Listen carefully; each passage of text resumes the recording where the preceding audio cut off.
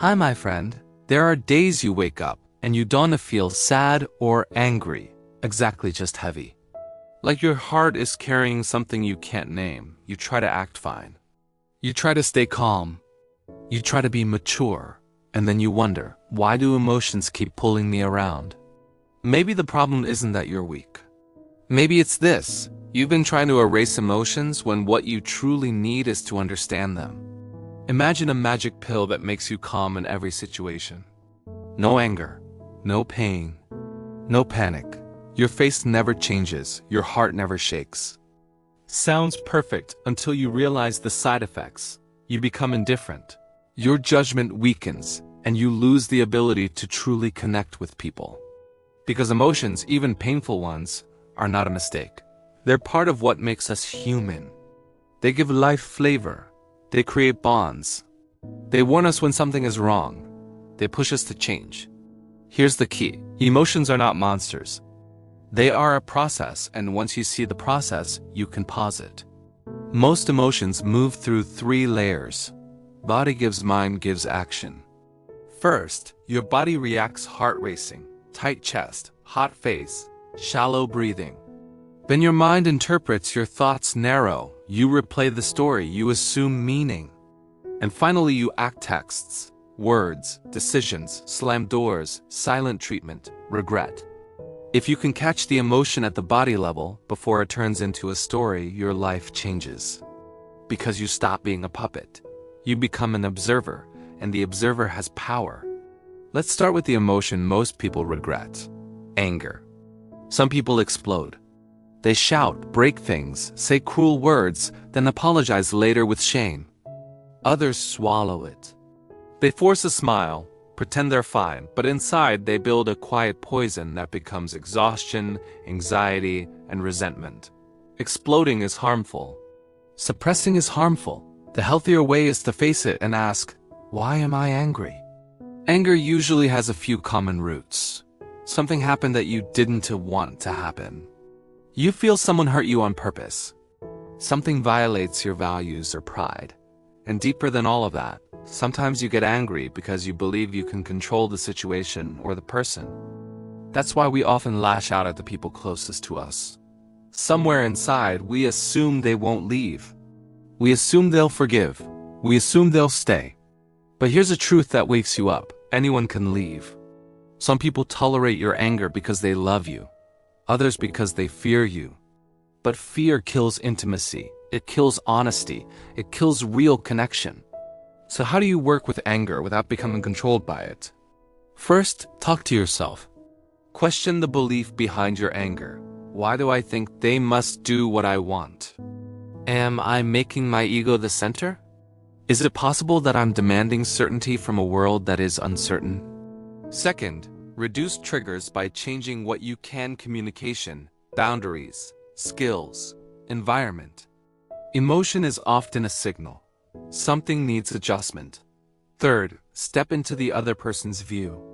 Anger grows when I becomes too big, when your pride becomes your God. When you can see the other person as a human with their own fear, stress, and blind spots, your anger loses fuel. Fourth, criticize behavior, not the person.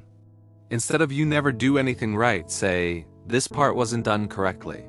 One attacks identity. The other addresses action. One creates war.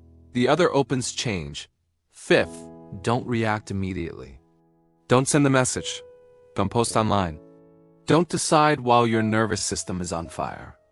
Give your body time to cool down, because sometimes the most mature response is a delayed response.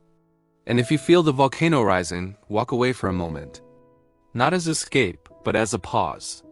You can say, "I need to calm down. I'll talk again when I'm okay." That is strength.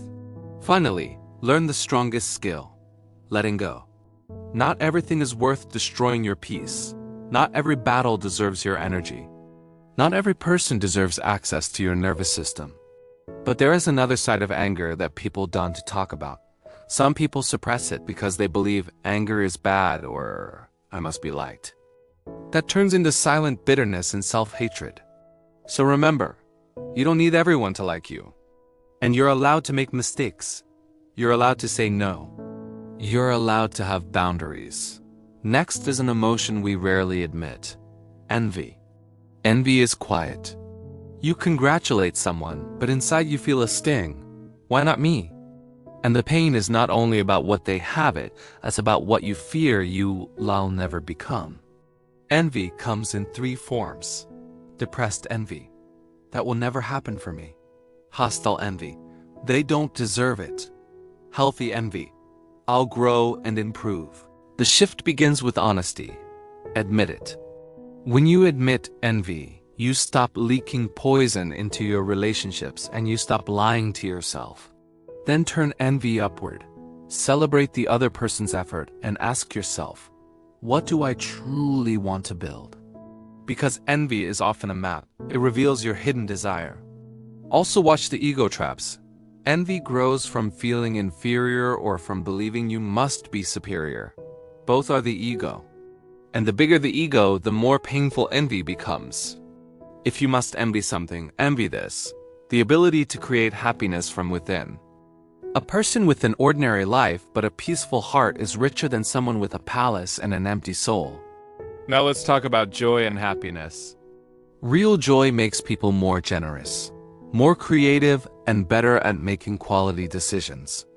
And happiness isn't one feeling, it has different shapes. Excitement from outside, achievement from inside, quiet satisfaction in simple moments, and deep inner calm when you accept impermanence. Happiness is supported by simple pillars: health, meaningful work, a belief system that isn't obsessed with money or approval, and relationships that feel safe and honest. But the biggest truth is this: happy people aren't happy because life is easier for them. They're happy because they can find meaning and contentment in any situation. They don't chase perfection, they practice presence. Then comes the emotion everyone fears: sadness. Sadness is usually connected to loss of people, trust, health, opportunity, identity, meaning. But sadness is not only destruction. It can teach you, soften you, and open empathy. When sadness is heavy, do this. Accept it, stop fighting reality. Share carefully with someone safe, don't carry it alone. Redirect your focus toward activities you once loved, because life must keep moving. And if it doesn't lift, seek professional help. Healing isn't weakness. Healing is courage. Next is shame. Shame is the pain of feeling less than. It can help us behave respectfully, but too much shame makes us shrink until we disappear. The antidote is simple but powerful. Speak it out. When shame is spoken, it loses power because you realize you're not alone. Also, protect yourself from people who intentionally embarrass you. And examine the standards inside you. Am I demanding perfection from myself? Sometimes shame is not truth, it's a harsh voice you learn to believe. In relationships, there is jealousy. Jealousy appears when love feels threatened. When extreme, it becomes control, surveillance, restriction, belittling. But control doesn't protect love, it suffocates it. The deeper work is to ask, what am I afraid of? Where did this insecurity come from? Because jealousy is often not about your partner, it's about your wound. And remember, taking away someone's personal space doesn't reduce risk. It increases it. People need freedom to choose you every day, not a cage to keep them. And finally, fear. Some fears are instinct. Some come from culture. Some from society. And many from false beliefs about safety and worth. Fear, unmanaged, turns into anxiety and overreaction. The path through fear is simple but not easy. Admit it. Gather information and prepare. Calm the body with breathing. Then face it gradually, step by step, within your control. Courage isn't the absence of fear. Courage is moving while fear is still there. So here's the closing truth. These emotions, anger, envy, joy, sadness, shame, jealousy, fear are not enemies.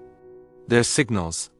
Behind each one is a deeper need: safety, love, respect, meaning, belonging. When you recognize the root, you can finally say to your emotions, I see you. And when you see them, they no longer need to control you. Don't chase perfection. Don't try to become someone without emotion. The real awakening is this: calmly accepting your imperfect self and learning to walk with your emotions instead of being dragged by them. Because in the end, peace is not a life without storms. Peace is a heart that learns how to breathe, even while the waves are still there.